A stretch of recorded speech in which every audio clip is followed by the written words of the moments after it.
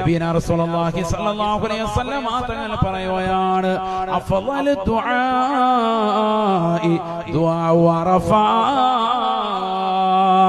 അറഫാ ദിവസത്തിന്റെ പ്രാർത്ഥനയാണ് ഏറ്റവും ശ്രേഷ്ഠമായ പ്രാർത്ഥനയെന്ന് നബിയുനാ റസൂലുള്ളാഹി.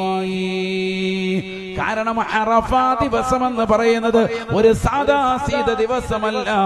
അൽ ഹജ്ജു അറഫത്തു, പരിശുദ്ധമായ ഹജ്ജ് തന്നെ അടയാളപ്പെടുത്തുന്നത് അറഫയിലൂടെയാണ്. അറഫയിലൂടെയാണ് പവിത്രമാക്കപ്പെട്ട അറഫ മൈതാനിയിൽ എത്തിച്ചേരാത്തവർക്ക് പുണ്യമാക്കപ്പെട്ടതാകുന്ന ഹജ്ജ് തന്നെ ഇല്ല എന്ന് ഉലമാക്കൾ വ്യക്തമാക്കുകയാണ്, പഠിപ്പിക്കുകയാണ്. ലോകത്തിന്റെ നാനാ ഭാഗങ്ങളിൽ നിന്ന് പരിശുദ്ധമായ മക്കത്തുൽ മുക്കറമ ലക്ഷ്യം വെച്ചുകൊണ്ട് വിശ്വാസിനികൾ ഹജ്ജിന് വേണ്ടി യാത്ര തിരിച്ചില്ലേ? അവരെല്ലാവരും അറഫയുടെ മൈതാനിയിൽ വന്നുകൊണ്ട് പൊട്ടിക്കരയുന്നു വന്ന സമയമാണ്. തൂവള്ള വസ്ത്രം ധരിച്ചുകൊണ്ട് ശോവസ്ത്രധാരികളായി പരിശുദ്ധമാക്കപ്പെട്ട അറഫ മൈതാനിയിലെത്തിക്കൊണ്ട് ആകാശത്തിന്റെ അധിപനായ പടച്ചറപ്പിലേക്ക് കൈകൾ ഉയർത്തിക്കൊണ്ട് പാപമോചനം അർത്ഥിക്കുന്നതായ സമയമാണ്. അഫ്ളലു ദുആഇ ദുആഉ യൗമി അറഫ.